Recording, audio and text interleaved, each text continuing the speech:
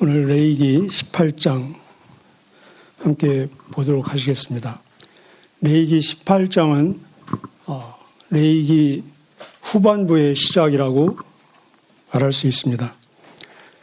레위기 1장에서 17장까지는 하나님께 나가는 거룩한 길, 우리가 지금까지 많이 배운 제사를 통해서 또 정결한 것과 부정한 것을 구별하는 것을 통해서 거룩하신 하나님께 거룩하게 나가는 그런 길, 방법을 우리가 공부했다면은 이제 후반부 18장부터 마지막 27장까지는 거룩하신 하나님과 거룩한 동행을 하는 방법을 저희들에게 보여주고 있습니다. 즉 구원받은 사람이 받은 구원을 이루어가는 과정, 우리 지금 얘기로는 성화, 더 하나님을 닮아가는 그런 과정. 그래서 빌립보서 2장에 보면은 이미 구원받은 우리들에게 두렵고 떨림으로 너희 구원을 이루어 가라. 그런 말씀이 있습니다. 우리는 이미 구원을 받았기 때문에 받은 구원을 더 이루어가는 성화의 과정 중에 있습니다. 맞죠? 믿습니까? 예. 근데 오늘 이 하나님과 거룩한 동행을 시작하는 이 시점에서 18장에서 계속 반복해서 강조하고 있는 한 구절이 있는데, 나는 여호와 너의 하나님이다. 나는 여호와다. 나는 너의 하나님이다. 라는 말씀이 6번 반복되고 있습니다. 마치 우리가 부모님이 자녀를 불러서 얘기할 때 처음 시작을 내가 네 아버지야. 너는 내 아들이야. 너는 내 딸이야. 나는 너의 아버지야. 라고 계속 말씀을 한다면은 거기에는 아마 오늘 내가 너에게 굉장히 중요한 아주 심각한 그런 선언, 뭔가 중대한 결단을 요구하는 그런 의미를 함축하고 있다라고 우리는 짐작할 수 있을 것입니다. 이 하나님과 거룩한 동행을 시작하는 시점에서 나는 여호와 너를 구원한 하나님이다를 6번. 그래서 출애굽을 통해서 너를 구원한 자가 바로 나고, 지금까지 너희와 동행한 자가 나고, 앞으로 너희를 인도할 자가 너희의 하나님 여호와 나라는 것을 명심해라. 우리가 이 세상에 살면서 나를 구원하는 분이 하나님이고, 나와 동행하는 분이 하나님이고, 그리고 나를 저 영원한 천국까지 인도하실 분이 하나님이라는 사실만 늘 인식하고 기억하고 있다면 사실은 반 이상은 훨씬 더 이미 성공한 크리스찬의 삶이 아닐까 생각을 합니다. 이렇게 나는 여호와 나는 하나님이다라고 계속해서 말씀하시고, 그러면은 거룩한 하나님과 거룩한 동행을 위해서 해야 될 것이 무엇인가? 먼저 버려야 될 것을 말씀하시고 그 다음에 취해야 될 것을 말씀하고 계십니다. 우리 레위기를 통해서 계속해서 거룩은 다른 것이다. 그렇다면 우리가 하나님의 자녀로서 이 세상에서 세상 사람과 분명히 다른 것이 있어야 되고, 또 그러나 우리는 이 세상에 있기 때문에 세상 사람과 공유하는 같은 것이 있어야 될 것입니다. 예수님도 말씀하시기를 너희는 세상에 있지만 세상에 속하지는 않았다. 우리가 이 세상에 사는 동안 세상을 벗어날 수 없죠. 세상에 분명히 있어야 됩니다. 그래서 세상 사람들처럼 같이 먹고 마시고 사기도 하고 팔기도 하고, 그러나 그 목적은 반드시 다를 것입니다. 그래서 성경 말씀하시기를 너희가 먹든지 마시든지 무엇을 하든지 다 하나님의 영광을 위해서 하라. 먹고 마시는 것은 모든 사람이, 심지어 동물들도 합니다. 그러나 우리는 그 목적이 다르다는 것이죠. 그렇다면 하나님과 거룩한 동행을 시작하는 이 시점에 있어서 무엇을 버려야 될 것인가, 그리고 무엇을 취해야 될 것인가 한번 보도록 하겠습니다. 먼저 버려야 될 것은 이들에게 너희가 전에 살았던 애굽의 풍습, 문화를 버려라.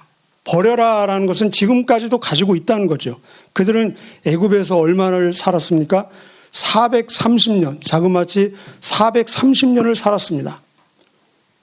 그리고 앞으로 너희가 가게 될 가나안의 풍속, 문화를 따르지 말라. 여러분, 우리가 주변에서 가끔 보면은 애굽은 그 당시에 미국과도 같은 가장 큰 강대국이었습니다. 그럼 가끔 이렇게 미국의 이민간 우리 한국 사람들을 보면은 100년도 안 됐는데 50년도 안 됐는데 그 2세, 3세들이 한국말도 못하고 얼굴은 한국 사람이지만 뭐 행동이라든지 가치관 그런 것들이 거의 그 미국 사람 돼 있는 것을 저는 종종 봅니다. 100년도 안 됐는데. 그런데 이 사람들은 430년을 애굽에서 살았습니다. 얼마나 애굽화 돼 있겠습니까? 그래서 애굽의 풍속, 문화를 버려라를 먼저 말씀하고 계십니다. 그리고 앞으로 갈 가나안 땅은 비어있는 땅이 아니라 그들을 정복하고 그곳에 하나님 나라를 건설하고 그곳에 거룩한 문화를 심을 사명을, 미션을 가지고 그들은 들어갑니다. 그런데 그냥 자기들을 방치하면은 오히려 그들에게 동화되어서 흡수되어서 그들 문화를 따르기가 정말로 십상입니다. 그래서 앞으로 너희가 들어갈 이 가나안 문화를 절대로 따르지 말라. 그러면 애굽 문화, 가나안 문화가 무엇이겠습니까? 물론 나쁜 문화겠죠. 타락한 문화겠죠.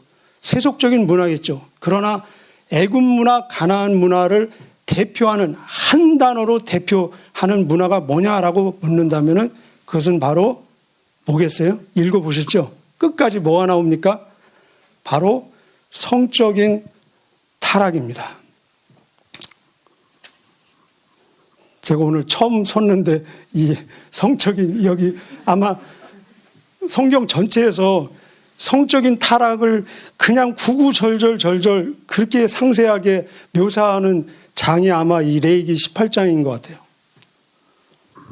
성적인 타락과 우상숭배는 항상 같이 가는 겁니다. 성은 본능이고 그리고 인간에게는 재성이 가득하고 그런데 이 우상숭배는 본능인 성의 이 총족을 오히려 정당화시켜주고 합리화시켜주고 그리고 부추깁니다. 그래서 우상숭배와 성적인 타락은 항상 같이 갑니다. 여기 보면은 성적인 타락의 리스트, 목록이 아주 자세하게 다 나와 있습니다. 몇 가지 종류가 있냐면은 6가지. 한번 따라해 보실까요? 6가지. 하나하나 한번 보겠습니다. 성경이 있으니까 해야 되겠죠. 오늘 5절까지 읽어주셨는데 5절에 보면 5절이 사실은 결론입니다. 결론. 너희는 내 기뢰와 법도를 지키라. 사람이 이를 행하면 그로 말미암아 살리라. 나는 여호와니라.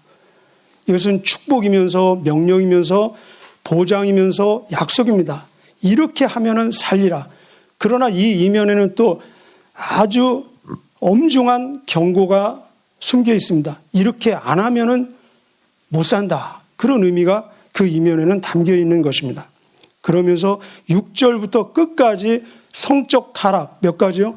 6가지 목록, 리스트를 제시해 주고 있습니다. 첫 번째는 근친 상간. 가족끼리 성관계하지 말라. 결혼하지 말라. 무려 6절부터 18절까지를 할애하면서 근친 상간하지 말라. 가족끼리, 친척끼리 결혼하지 말라. 그냥 가족끼리 결혼하지 말라. 하체를 범하지 말라. 이렇게 말하면 다 이게 포함될 텐데 일일이 여러분 읽어보시면은 어머니 안 돼, 계모 안 돼, 이모 안 돼, 뭐 고모 안 돼, 숙모 안 돼, 뭐 며느리 안 돼, 손녀 안 돼. 이렇게 일일이 세세 다 표현하고 있습니다. 그들은 그 당시에 좁은 공간에서 교통이 발달되지 않았기 때문에 좁은 공간에서 대가족으로 함께 어울려 사는 풍습이었습니다.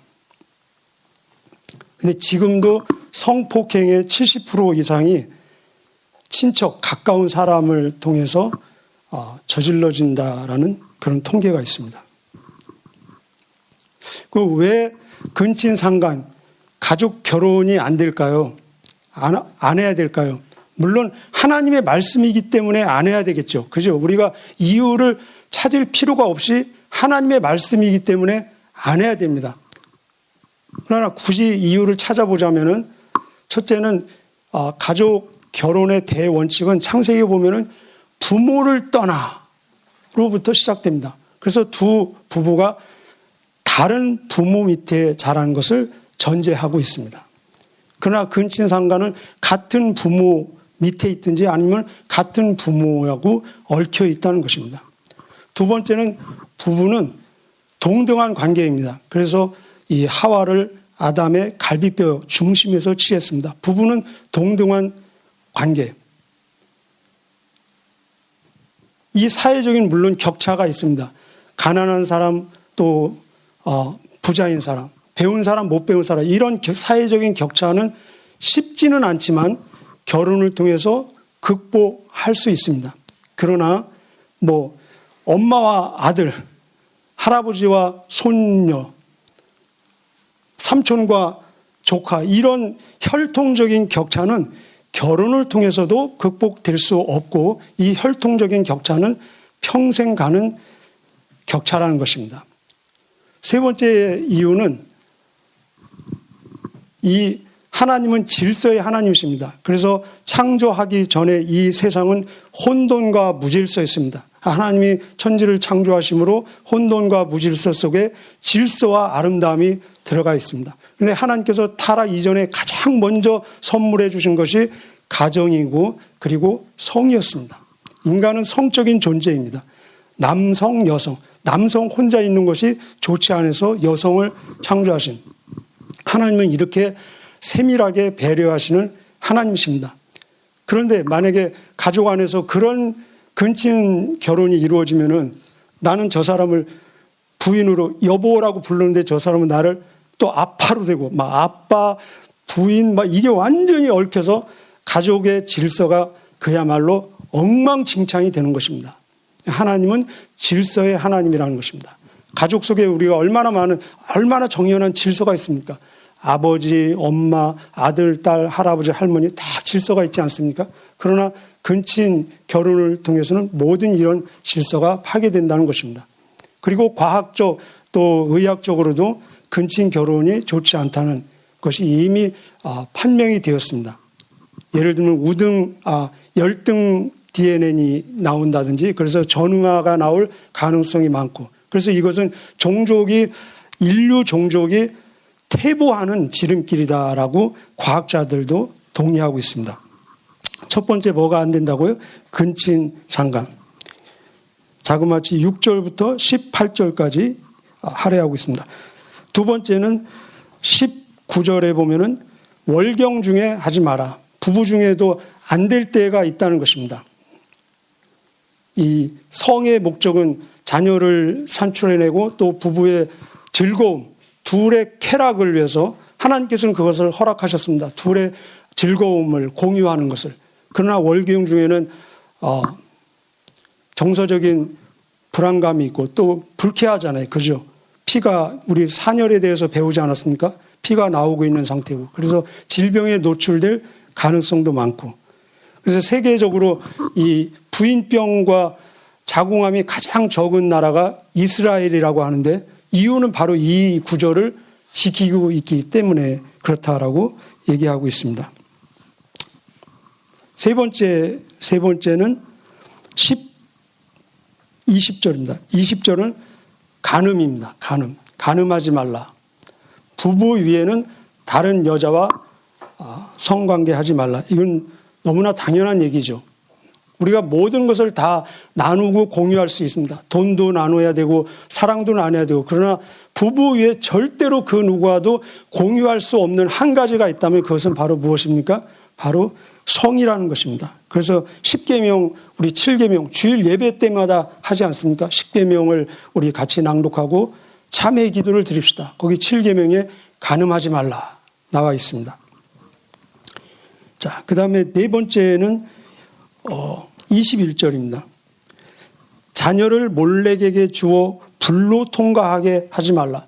왜 성 얘기를 하다가 갑자기 우상 얘기가 나오고 있을까요? 제가 서두에 우상 숭배와 성적 타락은 같이 간다라고 말씀드렸는데 이것은 우상 숭배 행위이면서 동시에 성적인 문제라는 것입니다. 우리 얘기로 하면은 아동학대입니다. 성적인 아동학대. 자기의 행운, 자기의 어떤 쾌락, 자기의 성공, 자기의 건강을 위해서 그 당시에는 자녀들이 많이 있었는데 그 중에 하나를 이 몰렉이라는 신에게 바치는 제도였습니다. 오늘 우리에게 문자적으로 몰렉이라는 우상은 없죠. 오늘은.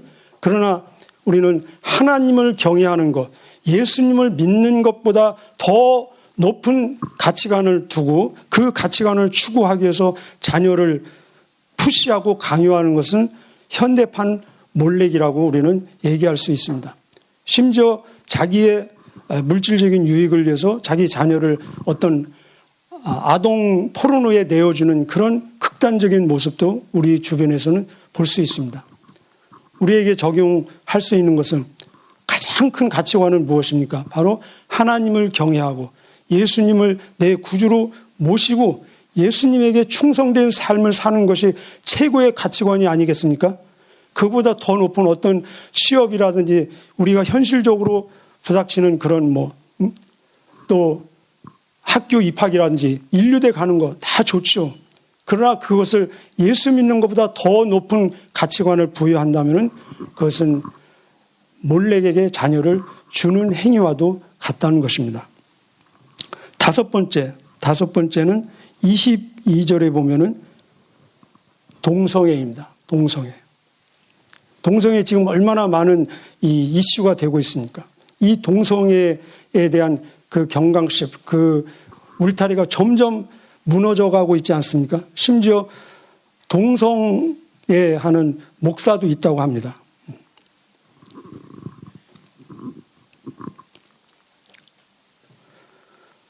우리는 그런 말을 합니다. 하나님은 죄인은 사랑하시지만 죄인은 미워하신다. 우리 이것을 구별할 수 있겠습니까? 우리는 그들을 사랑해야 되고 치료의 대상으로 인격적으로 대해줘야 하지만 분명한 것은 동성애, 그 행위는 죄라는 것입니다. 우리는 여기에서 양보할 수 없습니다. 왜? 하나님이 그렇게 말씀하시기 때문에. 어떤 사람은 말하기를 여기는 구약이고 우리는 지금 신약 시대다. 그러나 신약을 보면은 오히려 구약보다 더 엄격합니다. 로마서 1장에 보면은 여자들도 순리대로 남자 쓰는 것을 거역하고 남자들도 순리대로 여자 쓰는 것을 거역하고 남자가 남자끼리 음욕이 불릴 때 돼서 부끄러운 일을 자기들이 서로 행해서 그 육체에 상당한 보응을 받았느니라. 그 상당한 보응을 우리는 에이지다 이렇게 해석하기도 하는데 고린도전서 6장 9절에 보면은 동성애 하는 사람들은 하나님의 나라를 유업으로 받을 수 없다. 그게 쉽게 말하면 무슨 말입니까? 천국 못 간다 그 말이에요. 자, 해석은 제가 하지 않겠습니다. 분명 성경을 문자적으로 받으면은 간음하는 자, 동성애 하는 자는 하나님의 나라를 유업으로 받을 수 없다. 그렇게 분명하게 말씀하고 있습니다. 자, 마지막 여섯 번째는 23절에 보면은 수관입니다. 수관. 짐승하고 하지 말라. 세상에 이런 일이 있을 수 있겠습니까? 그 당시에 이집트에서는 수염소하고 또 개하고 로마 시대에도 그런 일들이 많이 벌어졌습니다. 보통 사람들은 도저히 상상할 수도 없는 그런 일들이 지금도 지구의 어떤 한 모퉁이에서는 벌어지고 있는 일들입니다. 그 완전히 개하고 하면은 수준이 개 되잖아요. 그래서 개 같은 사람이잖아요. 개하고 같은. 그래서 개 같은 사람 그런 말이 나온 겁니다. 자, 이런 6가지 성적 타락은 있지도 않은 일을 하나님께서 높아심으로 미리 걱정해서 이런 일이 일어나지 않도록 경고하는 것이 아니라 그 당시에도 그리고 지금도 일어나고 있는 사례들을 지금 말씀하고 계십니다. 그 당시는 오락거리가 거의 없었습니다. 텔레비전도 없고 인터넷도 없고 컴퓨터도 없고 사이클 동호회도 없고 스포츠도 없고 문화, 영화, 드라마도 없고 아마 성이 유일한 오락거리였을는지도 모르겠습니다. 그러나 지금은 어떻습니까? 지금은 많은 오락거리들이 쏟아져 나오고 있습니다. 그렇다면 그런 오락거리들이 이 성적인 타락의 위험성을 줄여주거나 아니면은 대체해 줍니까? 오히려 그런 오락거리들이 성적인 타락을 부추긴다는 것입니다. 그래서 예수님께서는 지금의 세대를 한마디로 정의할 때 뭐라고 하셨느냐? 마태복음 12장에 보면은 악하고 음란한 세대. 다 그렇게 이 세상을 정의 내려버렸습니다. 악하고 음란한 세대가 표적을 구하나 나는 요나의 표적. 요나의 표적이 뭡니까? 예수님이 부활하셨다가 죽으셨다가 3일 동안 장사 지내시고 부활하신 그거 아닙니까? 요나의 표적밖에는 보일 것이 없느니라. 그래서 로마서 12장에 보면은 11장까지는 구원을 얘기하고 구원받은 자들에게 그러므로 내가 하나님의 모든 자비하심으로 너희를 구원하노니 너희는 너희 몸을 하나님이 기뻐하시는 거룩한 산 제물 예물로 드리라. 이것이 너희가 드릴 영적인 예배니라. 너희는 이 세대를 본받지 말고 마음을 새롭게 함으로 변화를 받아 하나님의 선하시고 온전하시고 기뻐하신 뜻이 무엇인지 분별하도록 하라.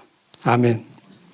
자, 그렇다면은 우리에게 주는 결론은 지금까지 계속 하지 말라는 얘기만 나왔습니다. 그 여기서 끝내면 안 되죠. 그죠? 그렇죠. 네. 제가 5분만 더 하겠습니다. 하지 말라 여기서 끝내면은 아마 성은 가능한 한 이렇게 좀 안 좋은 거구나. 절제해야 되는 거구나. 절제할수록 좋구나. 그렇게 우리가 인식할 수 있는데 이 하지 말라는 하나님의 우리에게 가정을 주시고 성을 주신 원래 의도대로 지키고 싶은 강력한 하나님의 의지, 의도가 담겨 있는 것입니다. 그래서 부부를 통해서 성의 원래 의도가 충족되어지고 그리고 가정이 가정으로서 그 안에 행복과 기쁨과 즐거움을 누릴 수 있도록 하나님께서는 지키고 싶다는 것입니다. 우리에게 가정을 주시고 성을 주셨습니다. 그래서 하나님께서 창세기에 보면은 부부가 벌거벗었으나 부끄러워하지 아니하더라. 벌거벗어도 부끄러워하지 않을 그런 관계라는 것입니다. 또 에베소 5장에 보면은 둘이 한 육체가 될지니 그 비밀이 크도다. 이것은 신비스러운 관계라는 것입니다. 잠언 5장에는 더 아주 적극적이고 또 시적이면서도 노골적으로 부부의 그런 성관계를 권장하고 있습니다. 그래서 이것을 시적으로 은유적으로 표현하면서 내 샘물이 집에만 있게 하고 밖으로 나가게 하지 말라. 내 샘이 복되게 해라. 너는 젊은 시절에 취한 아내를 즐거워하라. 쉽게 말하면 영어로 보면은 네 아내를 즐겨라. 내 남편을 즐겨라. 인조이 있죠. 엔조이. 내 남편을 즐겨라. 내 부인을 즐겨라. 너는 그의 품을 그리는데 원래 그 원어는 가슴입니다. 가슴. 그의 가슴을 항상 족하게 여기며 그의 사랑을 항상 연모하라. 사모하라. 얼마나 적극적으로 권장하고 있습니까? 우리에게는 이런 축복이 있고 이런 특권이 있다는 것입니다. 5절을 결론은 5절입니다. 5절 함께 읽어보실까요? 시작. 너희는 내 규례와 법도를 지키라. 사람이 이를 행하면 그로 말미암아 살리라. 나는 여호와니라. 내 규례와 법도 한마디로 말하면 뭡니까? 하나님의 말씀입니다. 시편 119편 105절에 하나님의 말씀은 내 발의 등이요 내 길의 빛이니다. 등은 한 걸음 한 걸음 인도하는 것이라면은 빛은 내 인생 전체의 방향과 목적을 제시해 주는 것입니다. 규례와 법도는 하나님의 말씀입니다. 우리에게는 기준이 있습니다. 하나님의 말씀은 기준이고 표준입니다. 여러분 혹시 고민이 많으십니까? 갈등이 많으십니까? 고민과 갈등이 많다는 것은 기준이 없거나 기준이 약하다는 것입니다. 우리가 아무리 복잡하고 막 혼돈스럽고 변화가 무쌍해도 딱 기준이 있으면은 갈등할 필요가 없어요. 고민할 필요가 없어요. 왜냐하면 딱 기준이 있기 때문에. 기준은 뭡니까? 안 움직이는 겁니다. 안 움직이는 거. 끄떡없이 안 움직이는 거. 우리 학교 다닐 때 체육 시간에 딱 쓰면은 앞에 학생에게 기준 하면은 기준 그러지 않습니까? 기준 하면은 양팔 간격으로 좌우로 벌려 하면은 기준은 딱 가만히 있는데 다 모든 다른 학생들은 막 정신없이 이렇게 줄 맞추기 위해서 줄을 만들기 위해서 움직이고 이동합니다. 제가 고등학교 다닐 때 1% 약간 1% 부족한 친구가 있었어요. 그런데 어느 날 그 친구가 맨 앞에 섰습니다. 선생님이 기준하니까 기준 했어요. 그러니까 좌우 양팔 간격으로 벌려 하니까 애들이 다 막 움직이니까 자기도 따라서 움직이는 거예요. 그러면 지금 얼마나 웃기겠어요. 기준해놓고 자기가 따라서 움직이니까. 바로 우리에게는 하나님의 말씀이 육신이 된 예수 그리스도, 우리에게 이 기준이, 이 표준이 있는데 이 기준, 표준을 갖고 있음에도 불구하고 세상 풍조에 따라서 같이 움직이고 막 우왕좌왕 갈팡질팡 한다면은 아까 그 학생보다 더 웃기는 2% 부족한 크리스찬입니다. 5절, 너희는 내 기례와 법도를 지키라. 사람이 이를 행하면 그로 말미암아 살리라. 나는 여호와니라. 기도하시겠습니다. 하나님 감사합니다. 우리에게 가정을 주시고 우리에게 성을 주시고 무엇보다 우리에게 믿음을 허락하여 주시어서 하나님의 자녀로 이 땅을 거룩한 백성으로, 하나님을 향해서는 예배자로, 세상을 향해서는 전도자로, 마귀를 향해서는 군사로 살게 하여 주심을 감사합니다. 하나님, 저희 가정들이 하나님 보시기에 합당한 가정이 되게 하여 주시고 그 안에서 하나님이 예비하신 행복과 복과 즐거움이 넘치는 정말로 성경적인 이 시대의 표준과 기준이 되는 가정들이 될 수 있도록 하나님 은혜를 더하여 주옵소서. 하나님, 특별히 저희 자녀들을 주님 앞에 올려드립니다. 하나님, 이 약하고 험난한 음란한 세대에서 저희 자녀들을 하나님 지켜주시고 그들에게 믿음을 주시고 하나님 그들에게 용기를 주셔서 이 악하고 음란한 세대의 패턴을, 모형을 본받지 말고 하나님의 선하시고 온전하시고 기뻐하시는 뜻을 분별해서 실천해내는 용기 있는 하나님의 아들, 딸들이 될 수 있도록 하나님 인도하여 주시고 그들을 통해서 하나님이 원하시는 또 다른 가정을 세워주셔서 이 땅에 하나님 나라 건설하는 데 귀하게 쓰임받는 저희들, 우리 교회 그리고 자녀들이 될 수 있도록 하나님 인도하여 주옵소서. 오늘 한날도 선물로 주심을 감사합니다. 하나님과 온전히 거룩한 동행을 하는 데 있어서 실패하지 않고 승리해서 하나님이 보시기에 내가 살았다라고 사는 날로 영혼의 관점에서 기록되어지는 한 날이 될 수 있도록 은혜를 더하여 주옵소서. 바쳐진 물질도 헌금도 하나님께서 안수하여 주시어서 하나님 앞에서 참으로 귀하게 쓰임받는 이 물질이 되게 하여 주시고 그 헌금 안에 담겨져 있는 모든 기도 제목들이 하나님 앞에 아름답고 귀하게 연락되어지고 또 열매로 연결되어지는 기도 제목들이 될 수 있도록 축복하여 주옵소서. 감사하며 예수님의 이름으로 기도하옵나이다. 아멘.